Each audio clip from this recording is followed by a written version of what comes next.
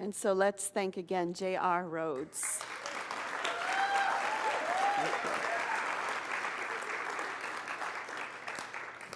So this year we are riding the tide of impermanence. And this is a year of releasing and letting go. And Pema Chodron, who's wrote the book Living Beautifully with Impermanence and Change, said that as human beings, we scramble for certainty when we realize that everything around us is in flux, and the very nature of our existence is forever in flux because everything keeps changing, whether we are aware of it or not. And in life, we have some really big changes, and most of the time we have little tiny changes that we don't even notice most of the time. So today, we're going to celebrate our tapestries, our 12 tapestries. We are going to be releasing them to the wider world. There's been a committee that was formed to decide where they go, and there's more than a couple of options. Bless you, Christopher. And the new tapestries, will not fit into the new building, so that's part of why we're releasing. Now, if this is your first Sunday and you're like, what are the tapestries? I don't even know. I mean, we have 12 of them, and we know that there's more than 12 major religions in the world, but we have chosen 12. And they came about after 2011, and we realized that, you know, the way the world is moving is this whole idea of I have the one true religion and the one true word isn't going to work anymore, that we need to embrace all faiths. Now, we don't have to follow every single path, but we need to understand what our differences are, what our similarities are, so that we can embrace them. You'll notice that under each tapestry is an altar, and the prayers that are on each altar for the 12 major religions were gathered by James Twyman many, many years ago when he was at a conference of world religions. And the Pope at the time actually asked the different members of the different religions to bring a prayer that represented their religion. And so that's why we have the different prayers around the room. And it's also what inspired us to choose these 12. So we are releasing those, and we will never stop embracing and learning from the different paths. So some people are concerned that if we let go of the tapestries, does that mean we're going to narrow our theology and we're not going to include all faiths? Absolutely not. These tapestries represent who we are, and we will never lose that within our own teachings. Yes.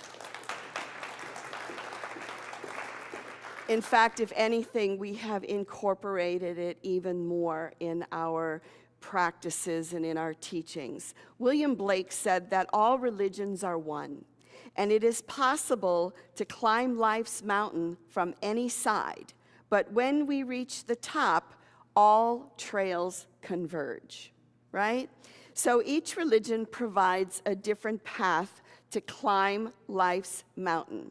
And again, I think the future is leading us toward letting go of thinking that there is only one true religion and one path to God. This is archaic thinking that needs to be let go of. And we also now, in history, the first time in history, we have access to the wisdom of all the world's religions, right? I mean, before you'd have to go off and you'd have to really go study in different places. Now you can kind of go on the internet and you can start reading what do the different religions represent. So I was raised United Church of Christ, and it was extremely biblical, and it was also, to me, a very loving religion.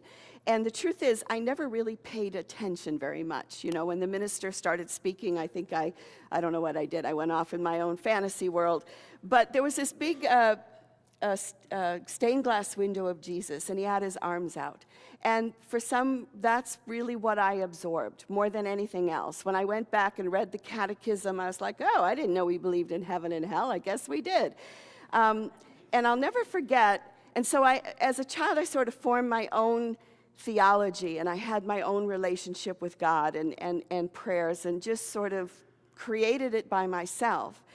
Even though I went to church every Sunday from the time I was 4 until I was 16, the only way I got out of going to church was if I got a job and I had to work on Sunday. So the day after I turned 16, I got a job, and guess what? I had to work on Sunday. I was surprised that I found myself working in a church again once I grew up, but I'll never forget when I was in college, this other student walked up to me and he said, "Do you believe have you accepted Jesus as your Lord and Savior?" And no one had ever asked me that before. And I said, "Well, yeah, I guess so. I think so." And he said, "Well, that's good, because if you didn't," and then he showed me this little diagram. He said, "If you didn't," he goes, "you can't get to God unless you go through Jesus, because Jesus is the intermediary." And I said, "I didn't know that." And he said, "No, it's true." And I was like, "But I've been talking to God all this time, and I've been getting answers to my prayers." And he goes, "Really?" And I said, "Yeah, so I don't understand how that would work." and he was fine with it, you know. But you know what I've learned over the years is that we draw to us the theology that we need to I guess to validate our own view of reality. And different religions provide different aspects to our lives, right? So, and even within Christianity, you think about how, I mean, there's not only so many different religions that we can choose from, but even within Christianity, there are so many different branches. There's Catholicism and Baptists and Mormons and, what? Methodists, how could I forget Methodists? And Lutherans and Episcopalians and Presbyterians and the Amish and Quakers. That's right. So there's like all these other branches that exist within just Christianity. And I had a friend when I was in ministerial school who was married to one of my classmates. And they ended up getting a divorce, and later she and I hung out a lot because we were both still in Kansas City. And after we were ordained and everything, she became a Baptist. And I said, "How did you do that? How could you go from being unity?" I was a little arrogant, wasn't I? "How could you go from being in unity to being a Baptist?" And she said, "The reason I became a Baptist is that unity doesn't have any form of repentance for me, because I feel like I did some things wrong, like I had an affair on my husband, and I've done other things that I shouldn't have done. And unity just basically says, don't do it again. You know, just learn from your mistakes. Life is a school, life is a lesson, just go on from that." And she said, "I needed a form. I needed a system where I could confess my sins and I could be forgiven. And so I am now a Baptist because it provides that framework for me." And that's what religion does, is it provides a framework, again, for our needs that we have in life. So again, we may be asking, why are we releasing these tapestries? And the answer again is that they don't fit into our new building, but they will be released into the wider world. So part of releasing and letting go is being with the feelings that arise in you. So perhaps when you look at this, you feel fear or anger or sadness, or if it's your first Sunday, you're like, "I don't really care," you know. And so here's the deal, and as a community, as we go through the changes this year, our task is not to ignore our feelings or distract ourselves from them or to disengage from them, but to be present to them. That is part of our spiritual practice this year. So whether you have attachment to the tapestries or not, I'd like you to just sort of be with whatever it is you're feeling in this moment, because the other thing is we don't need to throw our feelings around at other people, right? How often when you're upset do you say, "You made me feel this way. If you hadn't done this, I wouldn't be feeling this." Pema Chodron, in her wisdom, said, acknowledge the feeling. If you give it your full, compassionate, even welcoming attention, and even if it's only for a few seconds, drop the storyline about the feeling. So one of the things she says is, we have all these emotions, and we're actually going to be working in the practice of this on February 17th when we're at Metropolis, that what happens is we feel our feelings and so we react to them. We either do something to distract ourselves, we do something to cover them up, or we throw them out at other people. The deal is if we sit and feel them, the theory is that in 90 seconds, if you hold it, it'll shift. It'll shift to something else. Even if it's happiness, it'll shift. So if you're upset, it can shift. Now, what keeps it going and spinning, because you're probably thinking, what are you talking about? I've been upset for days over things. And Pema Chodron is saying that it's the storyline. That if we can just feel what we feel and not attach a storyline, it'll go. But if we feel our feelings and then we attach a storyline and go, well, I feel this because of this and because of you and because of this and because of this and because of that, it's like boom, boom, boom, they keep on going, right? So part of our spiritual practice is to be with that. She said, this allows you to have a direct experience of it, free of interpretation. Don't fuel it with concepts or opinions about whether it's good or bad. Just be present with the sensation and where it is located in your body. So I'd actually like to do that for a minute. So I'd like you just to stop and think about what you're feeling about the tapestries. And again, if this is your first Sunday and you're like, I have no attachment here, what is upsetting to you? Think about what is upsetting or something you don't even want to think about right now. And I invite you to think about it and to invite it in, but not push the storyline. Just feel it and breathe it, and I'll shut up for a minute.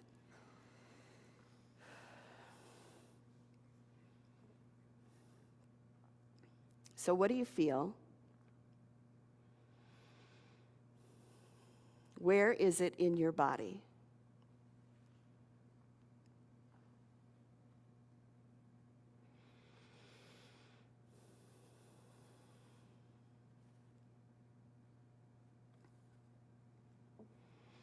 And then just come on back.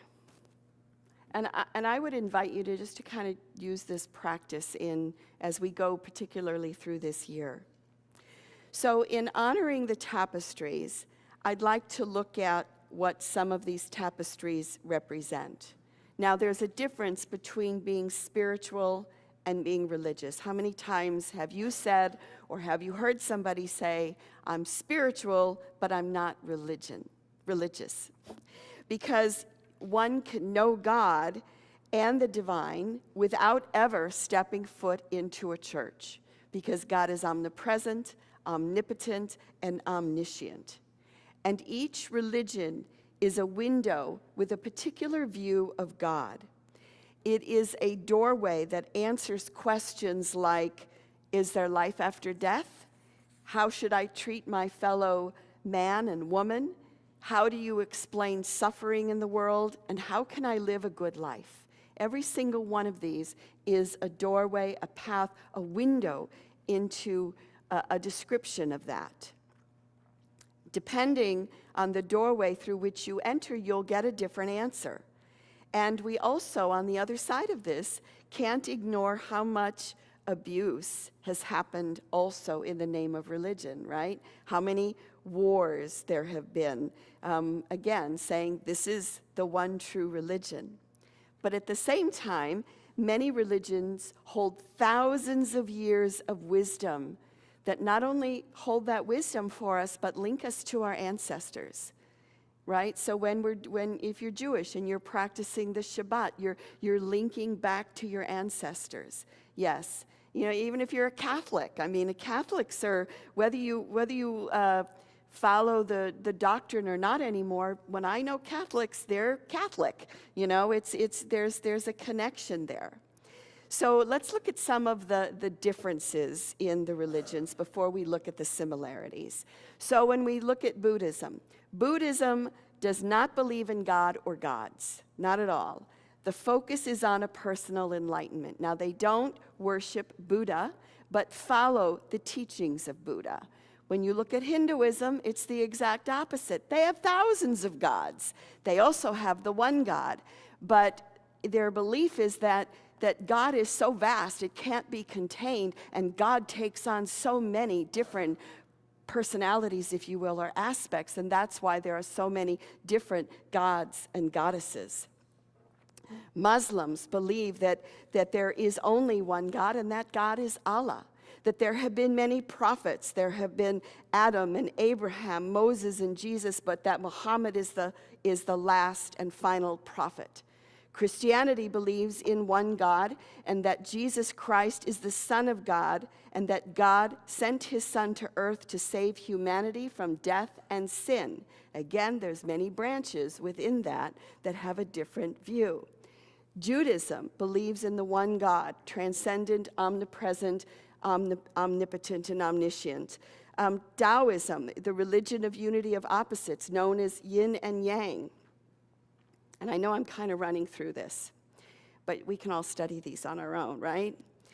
In Shinto, the belief is a ritual and a devotion to kami, which are invisible spiritual beings and powers that are connected to humans. They're not gods or goddesses, but spirits. So again, we start to see this great myriad of different beliefs and different teachings that are represented around the room, yeah? And of course, unity has grown out of Christianity originally, and it is a part of the New Thought movement, which is 130 years old. And the basic teachings is that there's one presence and one power. The Spirit of God indwells all beings. Our thoughts create our reality. We believe in prayer and meditation and living the teachings in our lives.